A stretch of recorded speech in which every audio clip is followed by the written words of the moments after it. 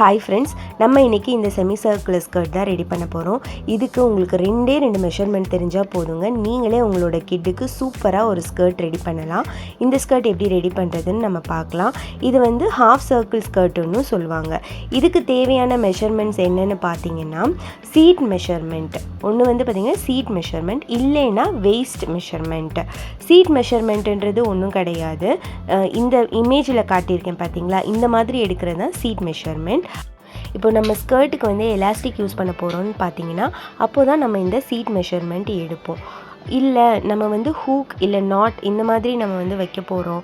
நாட்டுன்றது ஒன்றும் கிடையாது, நம்ம கயிறை வந்து கோர்த்து பண்ணுவோம் இல்லையா, அதுக்கு தான் நம்ம வெயிஸ்ட் மெஷர்மெண்ட் எடுப்போம்.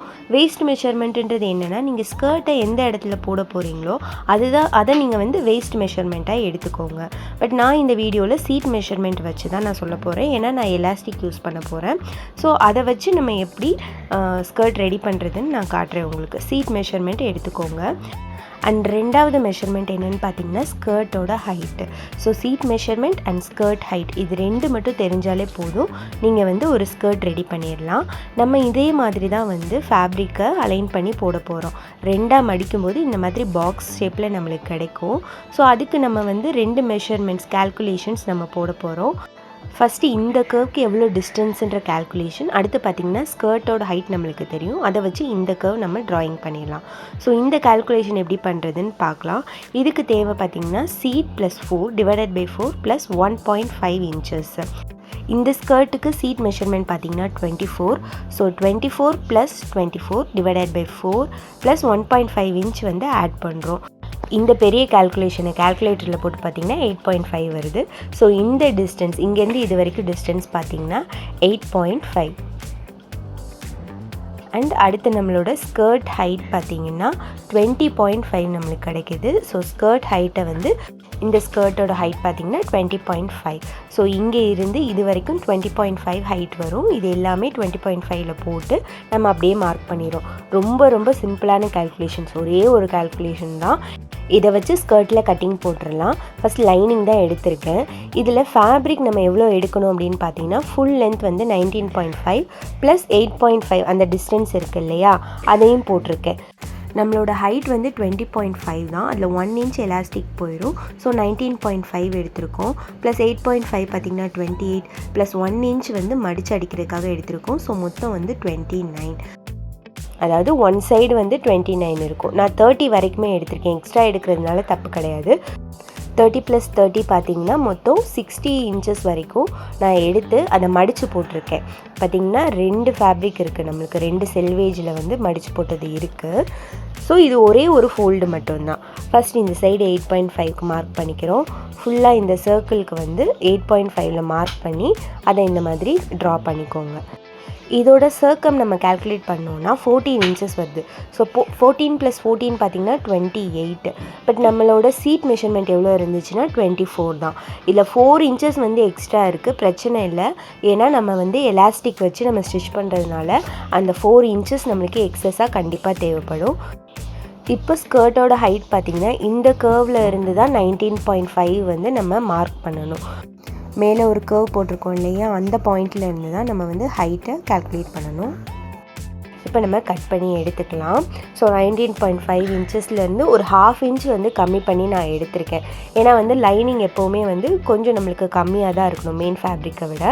இப்போ வந்து மெயின் ஃபேப்ரிக்கில் இதே வச்சு அப்படியே நம்ம கட் பண்ணி எடுத்துக்கிறோம். மெயின் ஃபேப்ரிக்கு 1 இன்ச் அதிகமாக வச்சு நான் கட் பண்ணிக்கிறேன். ஏன்னா வந்து நான் மடித்து அடிக்க போகிறோம் இல்லையா, கீழே ஃபினிஷிங் கொடுக்கறதுக்காக 1 இன்ச் அதிகமாக வச்சு நம்ம கட் பண்ணி எடுத்துக்கலாம். இப்போ கட்டிங் பார்ட் முடிஞ்சிருச்சு.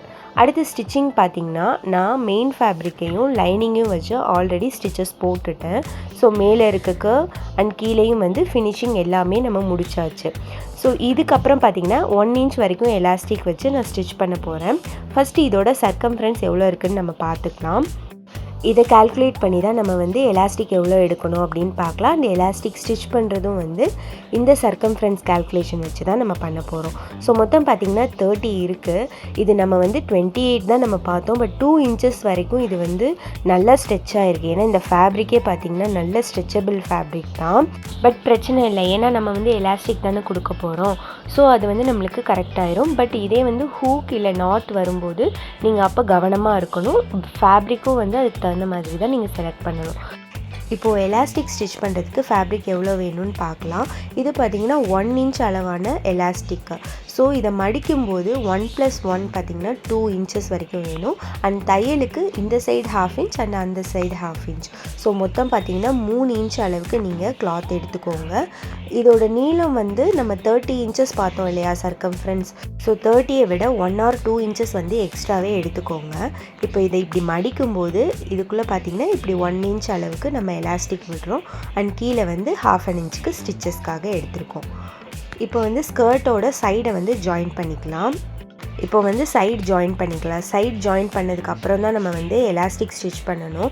இதே வந்து ஹூக்கோ இல்லை நாட்டோ நீங்கள் வச்சு ஸ்டிச் பண்ண போகிறீங்க அப்படின்னா ஜிப் வச்சு தான் ஃபினிஷிங் கொடுக்கணும்.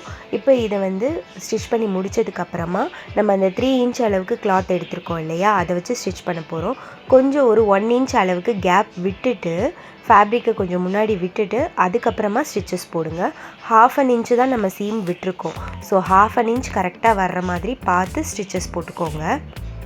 இது எப்போவுமே வந்து நம்ம லைனிங் கிளாத்தில் தான் ஃபஸ்ட்டு ஸ்டிச் போடணும். அதாவது லைனிங் சைடு ராங் சைடில் போட்டுட்டு தான் நம்ம திருப்பி ஃப்ரண்ட் சைடில் வச்சு ஸ்டிச்சஸ் போடணும். இப்போ எண்டு வந்ததுக்கப்புறமா முன்னாடியே ஸ்டிச்சஸை வந்து ஸ்டாப் பண்ணிடுங்க. இந்த 2 கிளாத்தையும் இந்த மாதிரி பிடிச்சிட்டு அதோட நேராக ஸ்டிச்சஸ் போட போகிறோம். ஃபஸ்ட்டு நம்ம ஸ்டார்ட் பண்ணோம் இல்லையா, அதுவும் இப்போ எண்ட் பண்ணுறதையும் ஸ்டார்ட் பண்ணி இங்கே ஸ்டார்ட் பண்ணோம் அண்ட் எண்ட் பண்ணது இதோட எண்ட் பண்ணி முடிச்சிருக்கோம். ஸோ இந்த இடத்துல வந்து 2ஐயும் சேர்த்து ஜாயின் பண்ணி ஸ்டிச்சை போட்டுட்டு அதுக்கப்புறமா தான் நம்ம கம்ப்ளீட் பண்ணணும்.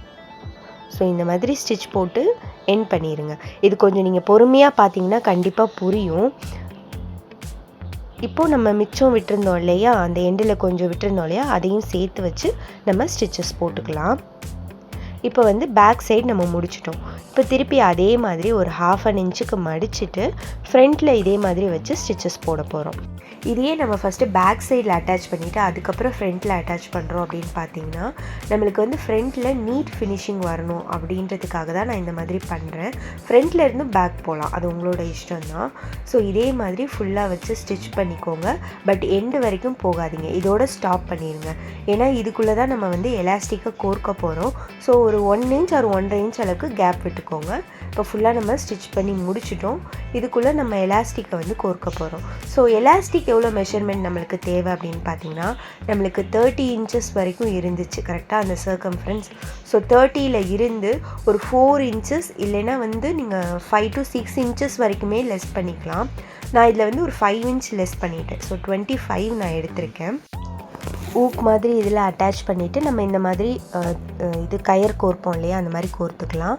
எண்டு வரையும் எடுத்துட்டு 2ஐயும் வச்சு ஜாயின் பண்ணி ஒரு 2-3 ஸ்டிச்சஸ் ஸ்ட்ராங்காக நம்ம போட்டுக்கலாம்.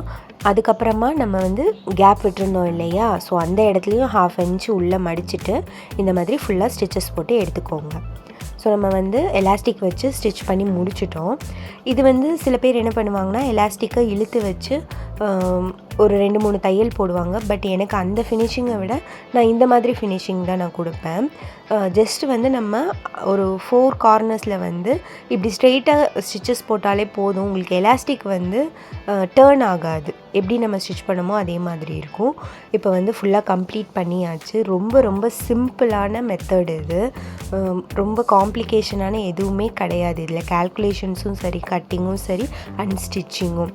ஸோ இந்த வீடியோ கண்டிப்பாக பிடிச்சிருக்குன்னு நினைக்கிறேன். தேங்க்ஸ் ஃபார் வாட்சிங். பை.